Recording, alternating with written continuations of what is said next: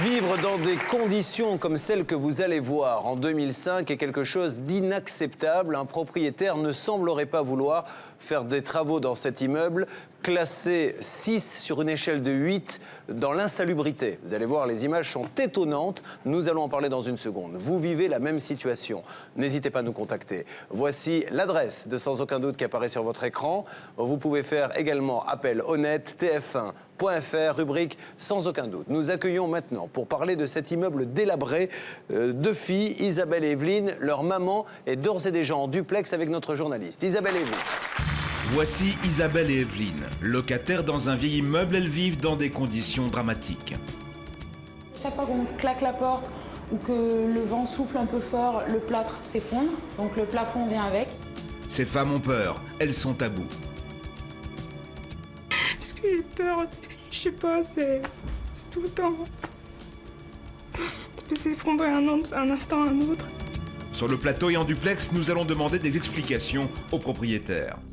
Vous vous en foutez, mais royalement. Mais non, madame, je m'en fous pas. Pour Sans Aucun Doute, c'est une nouvelle affaire qui commence tout de suite. Bonsoir Evelyne, bonsoir Isabelle, merci d'être avec nous sur le plateau de Sans Aucun Doute. Mademoiselle, qu'attendez-vous aujourd'hui de cette émission? Que le propriétaire prenne ses responsabilités de propriétaire surtout. L'état de cet appartement vous empêche de vivre normalement en quoi? Parce que déjà, les murs sont pleins d'eau, pleins d'humidité. On a un trou au-dessus du faux plafond. Donc si ça pleut trop, on a peur que ça s'effondre. La chasse d'eau, on a dû la réparer nous-mêmes, parce qu'elle date de 1948, je crois.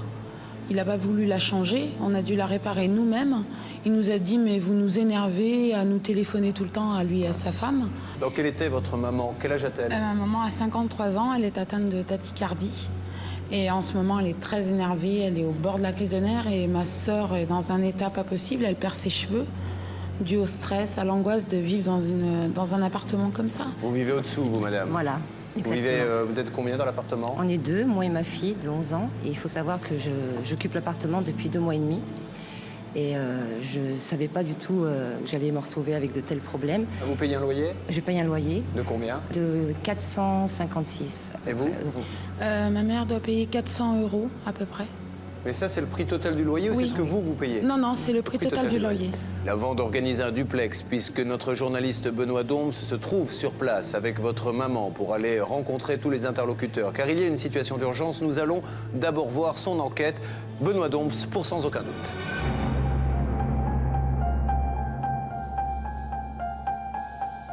On ne peut pas laisser les gens vivre dans un taudis, c'est pas possible. On stresse constamment, quoi. On est mal.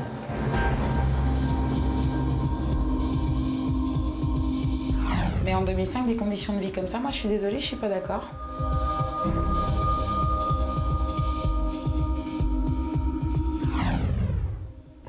Vivre là-dedans, c'est une galère permanente.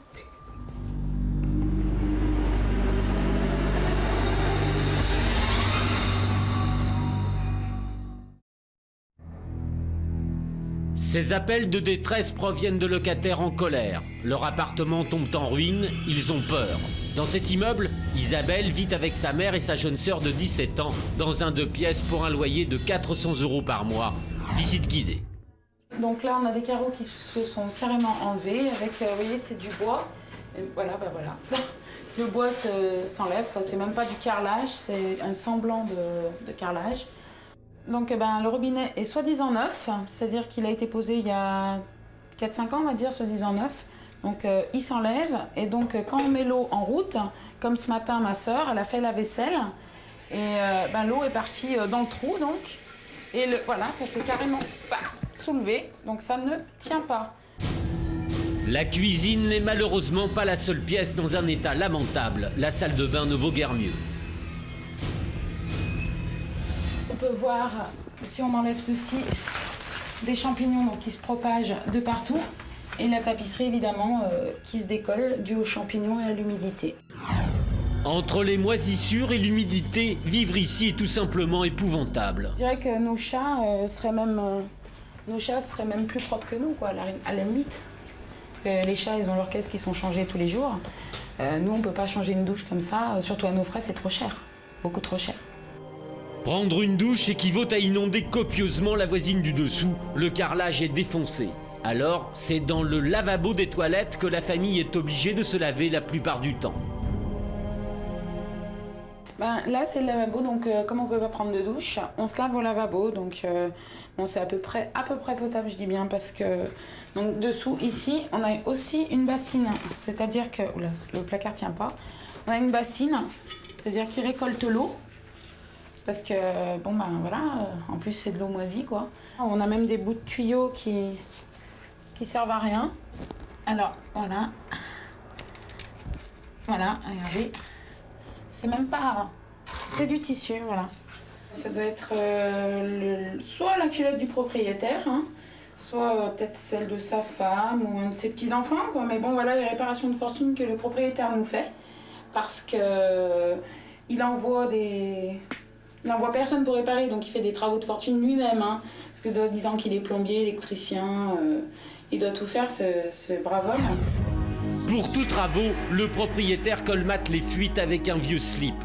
Risible, si ce n'était lamentable, comme l'immeuble. Donc voilà, en fait, il n'y a pas que dans l'appartement. Vous pouvez constater ici qu'il y a des gaines électriques qui sont à nu. Une saignée qui a été faite par le propriétaire, ainsi que des fissures donc, tout le long des murs. Là, ici, à chaque fois qu'on claque la porte ou que le vent souffle un peu fort, le plâtre s'effondre, donc le plafond vient avec. Des fissures qui se sont propagées tout le long du plafond et qui se sont agrandies. Et donc, on craint que ça s'effondre dans pas longtemps.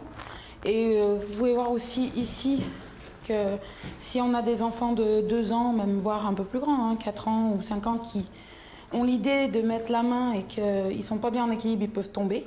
Donc on a mis ceci pour protéger l'ouverture. C'est donc la peur au ventre que les familles habitant l'immeuble empruntent la cage d'escalier. Mais ce n'est pas tout. Lorsqu'Isabelle et sa famille craquent et décident de prendre une douche, ils doivent impérativement prévenir la voisine du dessous, Madame Santos, sinon c'est l'inondation. Si Madame Porte et moi, on ne prenait pas conscience de tout ça, je l'aurais au quotidien. Heureusement qu'elle arrive à prendre elle prend sa douche 1 fois par semaine. Et quand elle veut prendre sa douche, elle vient m'avertir. Donc de ce fait, moi, je couvre mes meubles. Voilà. Et ouais, c'est quelque chose qu'on vit au quotidien. Elle ne peut pas faire couler sa douche comme elle voudrait. Pourtant, des travaux indispensables auraient dû être entrepris depuis longtemps, comme l'atteste ce courrier de la mairie adressé au propriétaire après une enquête de la DAS. À l'issue de cette visite, la DAS a constaté de nombreux désordres au règlement sanitaire départemental. Présence d'humidité et de moisissures dans certaines pièces, installation électrique douteuse, défaut de stabilité de certains sols.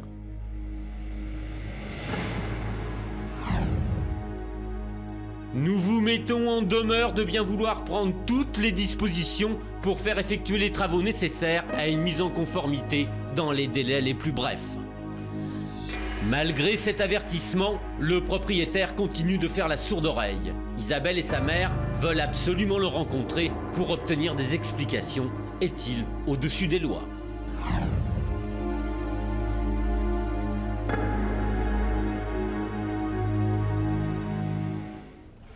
Il n'y a personne, nulle part. C'est tout fermé.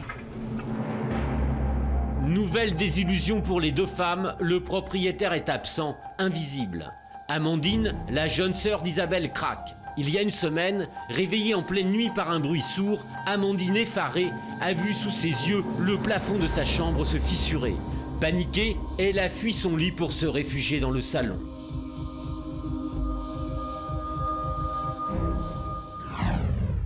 Parce que j'ai peur. Je sais pas, c'est tout le temps. Ça peut s'effondrer un instant à un autre. Voilà. L'émotion est trop forte. Isabelle est révoltée de voir sa jeune sœur dans un tel état. Moi, ça me fait mal parce que à son âge, j'avais pas peur comme ça, quoi. Moi, ça me fait mal de l'avoir pleuré. Et...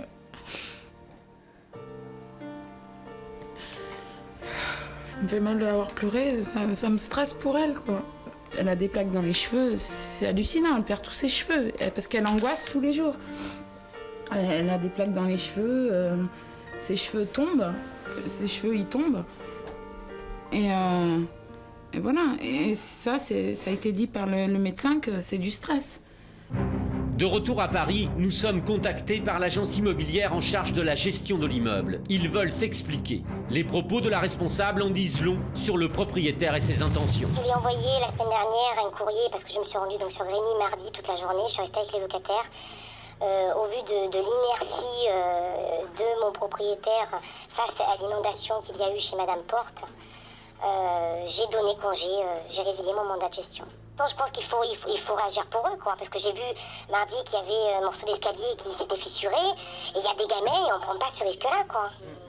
Je peux les comprendre parce que je ne pourrais pas vivre là où ils vivent, mais j'essaye de faire ce que je peux et je ne peux pas aller prendre des sous sur le compte du propriétaire pour faire des travaux. Ça n'est pas possible. Ça n'est pas possible.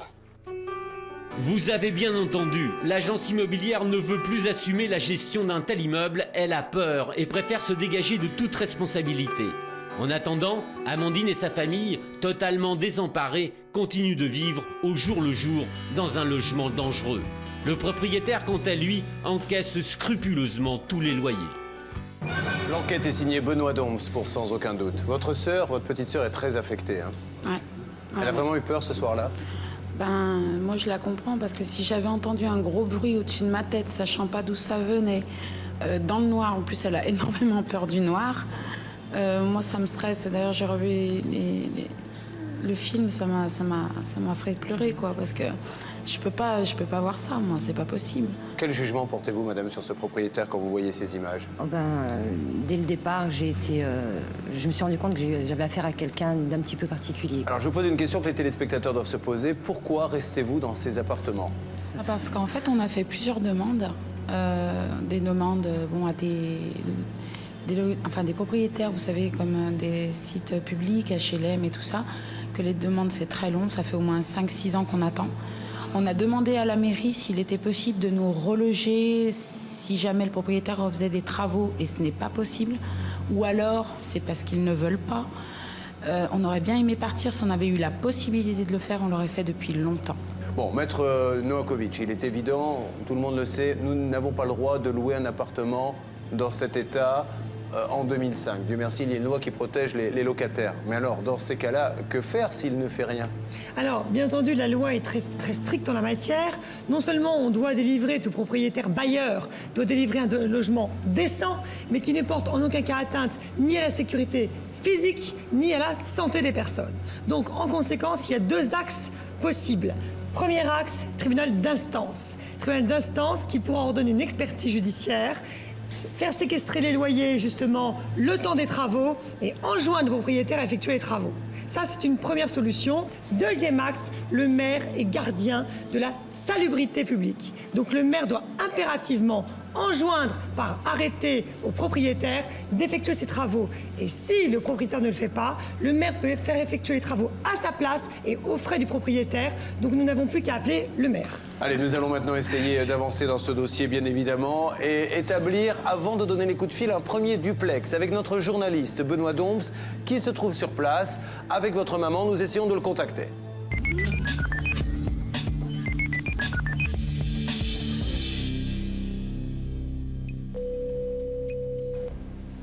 Benoît Dombs est en duplex avec nous. Benoît, m'entendez-vous? Oui, Julien, je vous entends. Alors, Benoît, vous êtes avec la maman de la jeune fille qui est avec moi sur le plateau. Pouvez-vous me la passer une seconde? Oui, je vous la passe, Julien. Evelyne, je vous passe Julien. Hein. Oui, allô? Bonjour, madame. Bonjour, monsieur. Nous avons vu les images de votre appartement et je vous avoue que nous ne pensions pas que c'était à ce point. Ah, si, tout à fait. Nous, on le sait, par contre, que c'est pas ce point. S'il ne se passe rien dans les jours qui viennent, que va devenir cet appartement dans 2-3 ans? Il va y avoir une catastrophe. Ah bah, de toute manière, cet appartement, dans 3 ans, il risque fort de ne plus exister, comme les 3 autres appartements qui sont situés sur la façade nord de l'immeuble, puisque cette façade est complètement imbibée d'eau. Donc, il y a des chances pour que, peut-être, qu'on finisse les pieds dans l'eau, qui sait. Benoît. Oui, Julien. Donc, premier objectif, essayer de rencontrer, je pense, le propriétaire maintenant. Tout à fait, tout à fait. Nous sommes à 50 mètres de son domicile, donc nous pouvons nous y rendre tout de suite, hein, si vous le désirez. C'est parti, Benoît. C'est parti, donc Comme je vous le disais, nous sommes vraiment pas très loin. On espère qu'enfin pouvoir rencontrer ce propriétaire pour qu'il puisse apporter des explications tant attendues par Evelyne qui est sur votre plateau et la mère d'Isabelle également, qui attendent vraiment des réponses parce qu'elles ne peuvent vraiment plus vivre dans ces conditions. Hein. Voilà Julien, nous sonnons maintenant, nous attendons des réponses du propriétaire en espérant qu'il soit là. Pour l'instant, pas de réponse. Bon, essayons de nous tourner peut-être donc maintenant, le temps que Benoît retrouve cette personne, vers la mairie pour savoir ce qu'elle compte faire, puisque là, par contre, il y a véritablement une responsabilité. La régie compose le numéro de la mairie maintenant. En ligne, le maire de la commune, d'Isabelle et Evelyne. Il connaît parfaitement le dossier. Quel est votre pouvoir, vous, monsieur le maire, pour intervenir et pour, un, éviter qu'une catastrophe ne se produise et deux, que ces gens-là vivent dans des conditions décentes? Alors, si vous voulez, les pouvoirs du maire dans ce domaine-là, ils sont à la fois importants et limités. C'est-à-dire que le maire est responsable de la salubrité sur sa commune, mais ne peut pas intervenir directement. Donc, moi, si vous voulez, je suis intervenu au niveau de la DAS. Le courrier de la DAS liste un certain nombre de dysfonctionnements à l'intérieur d'un certain nombre d'appartements et il demande à ce que les travaux soient entrepris et réalisés. Concrètement, qu'est-ce qu'on fait? Eh bien concrètement, c'est la DAS qui a le dossier en main, quoi. Mais alors la DAS a quel pouvoir de faire quoi pour vous? Eh bien la DAS, elle a le pouvoir de dire le logement est insalubre et il faut le fermer. Oui, mais si on le ferme, qu'est-ce qu'elles deviennent, les familles? Ben, si la DAS me dit ça, moi je fais soit un arrêté de péril immédiat, soit un arrêté de péril, etc., etc. Et on s'occupe de la relocation des locataires. Ah, vous les relogez? Ah ben bien sûr. Nous interrompons provisoirement notre entretien avec le maire tout en le gardant en ligne. Notre journaliste vient de nous contacter. Le propriétaire d'Evelyne et Isabelle vient d'arriver sur place. Nous établissons enfin un contact avec lui.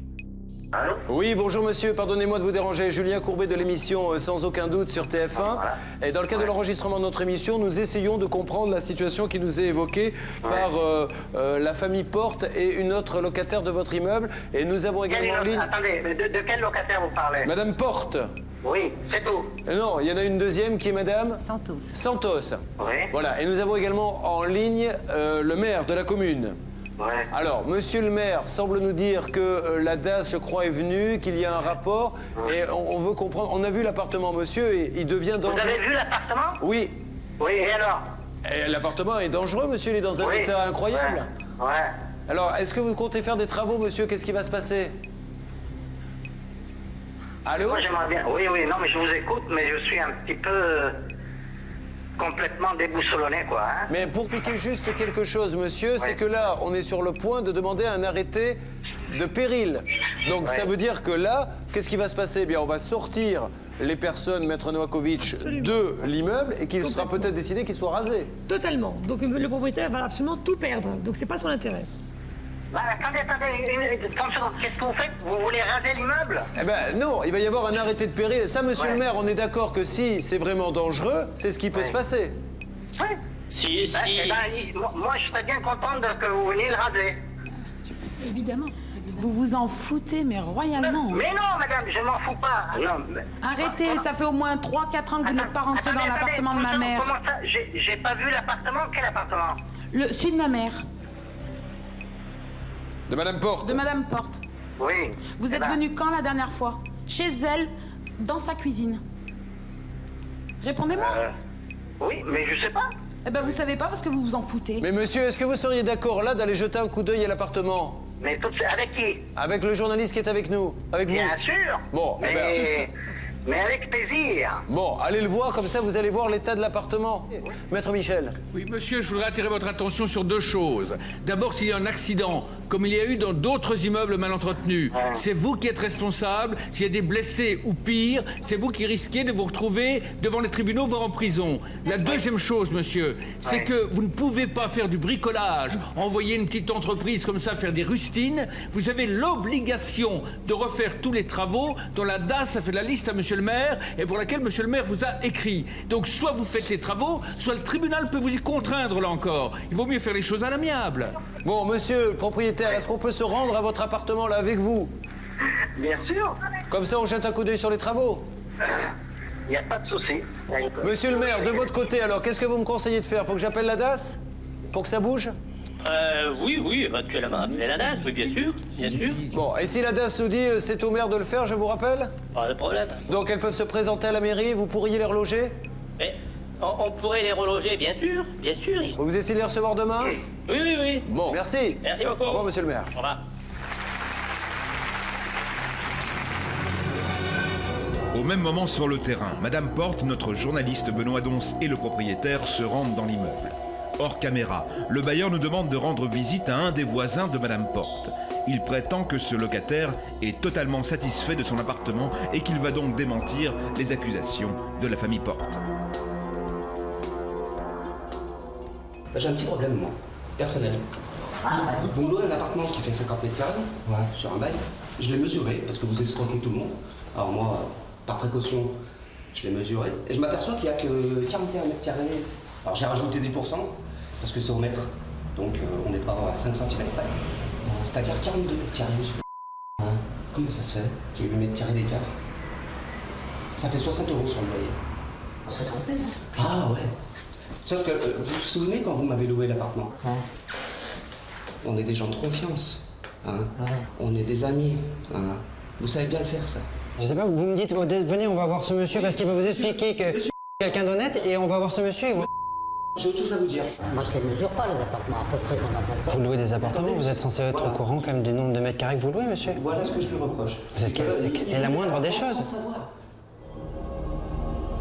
Incroyable. Le propriétaire qui croyait trouver en ce voisin un allié se retrouve finalement confronté à un nouveau problème. Cette fois-ci, c'est la surface des appartements qui est mise en cause. Alors pour s'en sortir, malgré les 8 mètres carrés manquants, le propriétaire insiste sur la bonne tenue de cet appartement. Moi, je voulais vous faire voir l'appartement, comment il est retapé et dans quel état qu'il était, qu'il est impeccable. Mais monsieur, excusez-moi, mais vous venez prendre ce monsieur comme témoin pour vous défendre? Écoutez ce monsieur.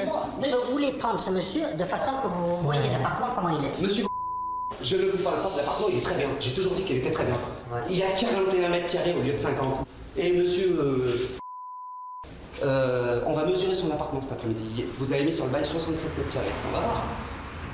S'il manque 6 ou 7 mètres carrés, c'est que si vous faites à tout le monde ça, vous rajoutez 60 € sur tous les loyers, ça fait 60 € fois 12 appartements, calculez.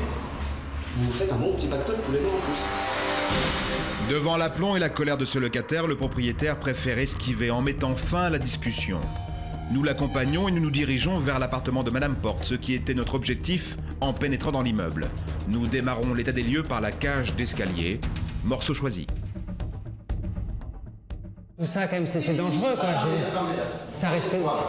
toutes ces fissures, du trou dans le plafond... Si vous parlez de ça, je suis d'accord. Si vous parlez de ça, trouvez-moi un immeuble où il n'y a pas de fissures comme ça. Mais attendez, mais elles sont énormes, ces fissures. Et c'est prêt à s'effondrer, là? Oui. C'est prêt à s'effondrer, regardez. Ça, là, il y a des fissures également. Ah bah oui. Ah mais là, elles sont pas aussi nettes que ça, regardez, justement, elles sont plus. Là, regardez là, ici à ce niveau-là, quand même. Mais je ne dis rien, je dis que bon, il y a des bouts de plafond qui sont tombés, et là c'est des fissures, mais bon. Si vous pensez que vraiment c'est grave, je fais venir un expert, il va me dire. Si vous voulez, moi je fais venir quelqu'un là, par exemple, un peintre machiniste qui va ouvrir, il va mastiquer, il va peindre. Hein. Mais c'est du cache-misère tout ça. C'est du cache-misère tout ça, là, il y a quelque chose vraiment à refaire, quoi. Regardez, on voit même le plancher. Le plancher, moi je veux voir l'appartement, on est venu voir l'appartement. Mais on voit l'appartement, on voit tout ça. Regardez vous-même. Oui, mais regardez. Eh ben... Vous trouvez ça normal, vous? Écoutez, vous trouvez ça normal? Mais les travaux de tapisserie, moi, bon, c'est ça. Moi, je pense. C'est pas de la tapisserie, monsieur. Ils sont moisis, les murs. Ils sont complètement trempés d'humidité. Ils sont complètement moisis. Vous trouvez ça normal, vous? Vous aimeriez avoir quelque chose comme ça chez vous? Il y a 12 ans qu'elle est là. Les questions de notre journaliste restent pour le moment sans réponse. Pour le propriétaire, seule la négligence et le mauvais entretien sont les causes de l'état pitoyable de l'appartement. Il y a quelque chose qui est tombé du grenier. La petite, elle nous a raconté, elle est partie en courant. Elle est partie en courant dans le salon. Dans la nuit du 28 au 29 août. Celle qui est en charge de la gestion de votre immeuble, elle vous a prévenu de ça, elle vous l'a dit. Bah oui, elle a été informée par la régie, bien sûr. Ça, c'est pas des problèmes de papier peint, monsieur. Hein? Qu'est-ce que vous en pensez de ça? Je pense rien, monsieur. Vous pensez rien? On va envoyer un expert. Allez voir comment ça va faire. Regardez, vous voulez que je vous montre quelque chose? Regardez, qu'est-ce que vous pensez de ça? Qu'est-ce que vous pensez de ça dans les travaux? Pour boucher? Boucher quoi? Pour boucher un tuyau d'évacuation, qu'est-ce que vous en pensez, ça? Vous savez ce que c'est, ça? C'est un slip. Eh ben. Un slip pour boucher des tuyaux, vous trouvez ça normal, vous? Mais qui c'est qui l'a bouché? Bah, c'est vous en faisant les réparations. Comment ça? Qui a mis ça? Regardez. Regardez, elle est obligée de mettre une bassine en dessous pour récupérer l'eau parce que tout fuit. Regardez l'eau, elle est moisie, l'eau. Qu'est-ce que vous en pensez, tout ça? Ça fait quand même pas mal de choses entre l'évier, ici, les travaux de fortune, les fissures dans le couloir, les fissures dans la chambre. Qu'est-ce que vous en pensez, vous? Malgré notre insistance, aucune proposition concrète ne sera faite par le propriétaire durant cet état des lieux. Nous allons donc tenter de convaincre ce propriétaire du risque considérable qu'il court en laissant son immeuble dans cet état. Il est temps de rétablir la liaison avec le plateau.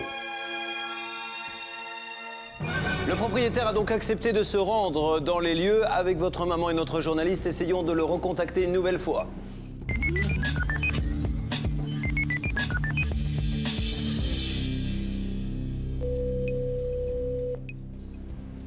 Benoît! Oui, Julien, je vous entends. Donc vous êtes sur les lieux?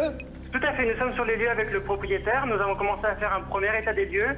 Et visiblement, le propriétaire n'est pas d'accord avec notre interprétation des choses, malgré les preuves visuelles qui sont face à nous. Hein. Donc je peux vous le passer si vous désirez qu'il puisse s'exprimer. D'accord.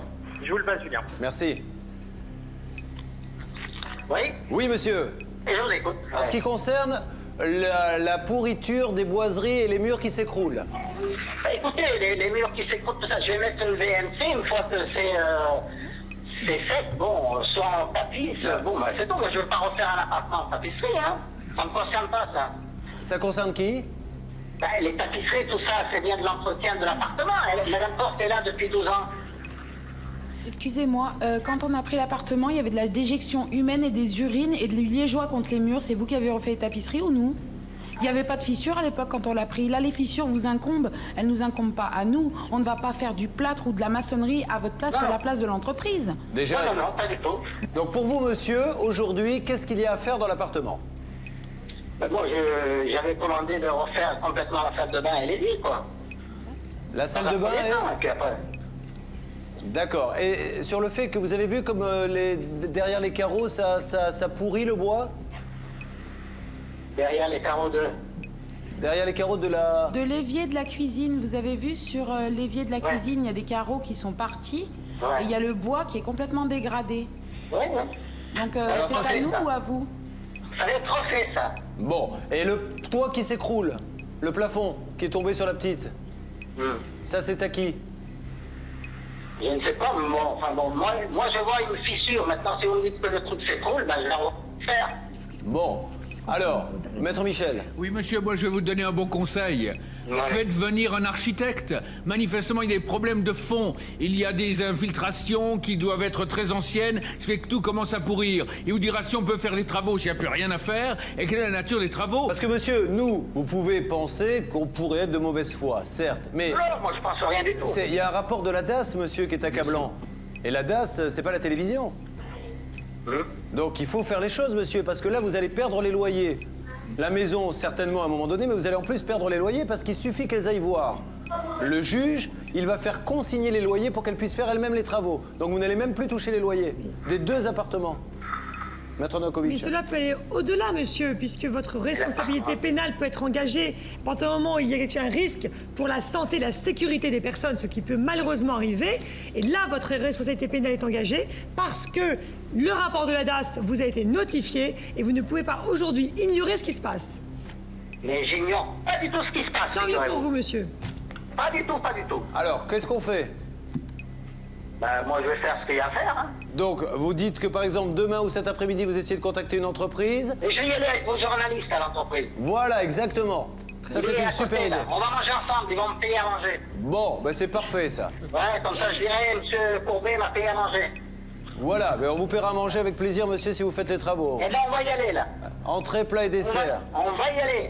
Allez, ça m'arrive café, même s'il le faut. Et plus café. J'aimerais que vous veniez me voir. Oui, mais ça, si j'arrive à trouver le temps, monsieur, j'irai vous voir. Mais avant, il y a une urgence, monsieur. Il y a une urgence parce que si, encore une fois, monsieur, encore une fois, s'il y a une catastrophe, monsieur, si jamais il y en a une, si vous allez être en première ligne, et là, ça ne sera pas une question de loyer de maison, ça sera du pénal, monsieur.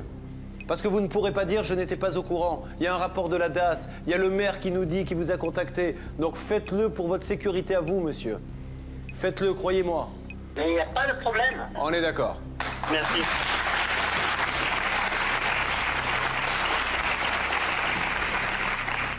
Maintenant, on la met peut-être un petit peu en suspens, Maître Novakovic, mais il faut garder quand même l'arme judiciaire sous la main. Complètement. Qu'est-ce qu'elles doivent préparer? Alors, elles doivent immédiatement, même si parallèlement il a saisi le tribunal d'instance pour invoquer un motif futile concernant l'un des locataires, elles doivent tout de suite lancer une assignation devant le tribunal d'instance pour enjoindre le propriétaire à effectuer les travaux et demander une expertise judiciaire. Parce que si entre-temps il fait les travaux et tout se passe bien, tant mieux, et à ce moment-là elles demanderont la radiation du dossier, mais si en revanche il ne fait rien, elles n'auront pas perdu de temps. D'accord. En tout cas, est-ce que vous êtes un petit peu plus rassuré sur l'issue de ce dossier? Oui, oui, en même temps. Ouais. Et ce qui me surprend, si je puis me permettre, c'est la transparence de notre propriétaire qui, à ce jour, ne l'avait jamais fait. Hein. Oui, il faut reconnaître à sa décharge qu'il a joué vraiment la transparence. Vous faites bien de le signaler. Il est venu sur place. Bon, allez, on va mettre ça sur des problèmes de communication. Ce qui compte maintenant, c'est votre bien-être. Donc, on se tient au courant, mais je pense qu'on va faire en sorte que les choses se passent bien. D'accord? Merci. Merci mille fois toutes les deux. Et merci à Benoît Dombe, notre journaliste. Merci. Merci.